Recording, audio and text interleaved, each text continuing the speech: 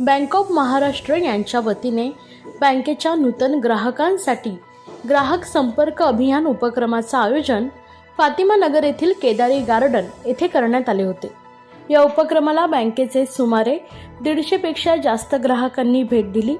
यावेळी सुमारे 80 कोटी रुपयांचे मंजूर कर्ज प्रस्तावांचे वितरण आशिष पांडे यांच्या हस्ते करण्यात आले। यावेळी विभाग व्यवस्थापक अभिजित चंदा, कार्यकारी सरव्यवस्थापक PR खटावकर, ऋण विभागाचे सरव्यवस्थापक अमित कुमार शर्मा, बँकेचे उपमहाव्यवस्थापक गिरीश थोरात, उपविभाग व्यवस्थापक संदीप पोटे, जिल्हा परिषदेचे मुख्य लेखापाल महेश अवताडे, उपमुख्य लेखापाल अभिजित पाटील आदी मान्यवर उपस्थित होते। यावेळी 150 पेक्षा जास्त ग्राहकांची या उपक्रमाला उपस्थिती होती। कार्यक्रमाचं सूत्रसंचालन शिवांगी राय खरे यांनी केले। प्रस्तावना विभागीय व्यवस्थापक अभिजित चंदा यांनी तर आभार प्रदर्शन उपविभागीय व्यवस्थापक संदीप पोटे यांनी केले। देखिए, अगर आप हमें हमारा जो प्रेस रिलीज़ भी था कुछ दिन पहले प्रेस ट्रस्ट ऑफ इंडिया से, उन्होंने सभी बैंकों का जो आखिरी रिजल्ट था वो आखिरी बैंक ऑफ इंडिया का था। उसके बाद सभी बैंकों का उन्होंने कंपेयर किया था पीयर ग्रुप में, और उसमें कंपेयर करने के बाद में उनको ये था कि कैसे बैंक में, तो हमारा 26.83% का ग्रोथ जो नंबर 1 है इस समय बैंकिंग इंडस्ट्री में, वो क्रेडिट ग्रोथ आई है। उसके लिए सबसे पहले तो मैं अपने कस्टमर को धन्यवाद देता हूँ और अपने सबसे पहले अपने जो हमारे स्टाफ है उनको देता हूँ। देखिए, सबसे बड़ी चीज़ है कि एक कस्टमर कनेक्ट, तो बैंक ऑफ महाराष्ट्र में मैंने भी ये देखा है कि जो कस्टमर के साथ है, कस्टमर का सपोर्ट है वो बहुत अच्छा है। और अगर आप ये देखिए तो मैंने अभी अपनी जो एड्रेस में भी यही बोला है कि हम इस समय पूरे भारत में हमारे जितने जोनल ऑफिसेस हैं और उन सब में हम ये क्रेडिट आउटरीच कर रहे हैं। इट इज़ नॉट लाइक हमारे पास लोग बाग आ रहे हैं और हम सैंक्शन कर रहे हैं या वो पूछ रहे हैं, हम उनके पास जा रहे हैं, बात कर रहे हैं। और अगर मैं बताऊं आपको तो पुणे में ही परसों था, तो परसों हमारा ऑलमोस्ट 117 करोड़ का हमने सैंक्शन दिया है। कल 300 से ज़्यादा करोड़ का सैंक्शन दिया आउटरीच में। आज 78 करोड़ यहाँ पे, और क्लस्टर में जो हमारी दूर सुदूर की ब्रांचेस हैं वहाँ पे करीब 20 करोड़ और 98 करोड़। अभी मैं कुछ दिन पहले सतारा में और कोल्हापुर में था, दोनों मिला के 70 करोड़ का था।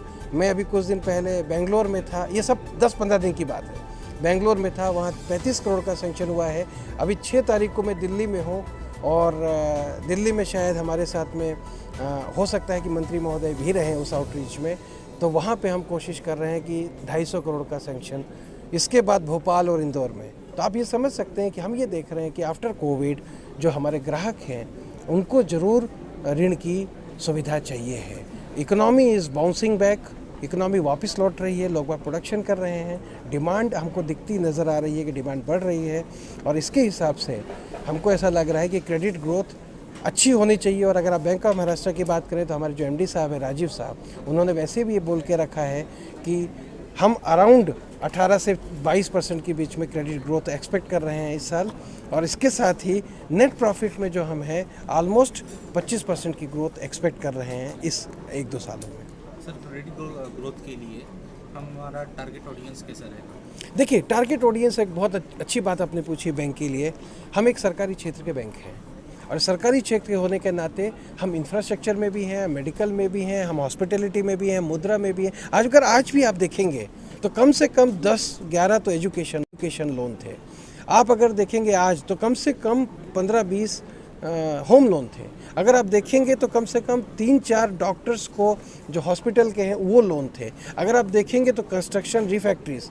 तो मेरा ये कहना है कि अब जब इकोनॉमी लौट रही है पिछले 1-1.5 साल कोविड पीरियड को देखने के बाद, तो इसके बाद जो हमको नज़र आ रहा है वो ये नज़र आ रहा है कि अब सभी सेक्टर में डिमांड अच्छी आ रही है।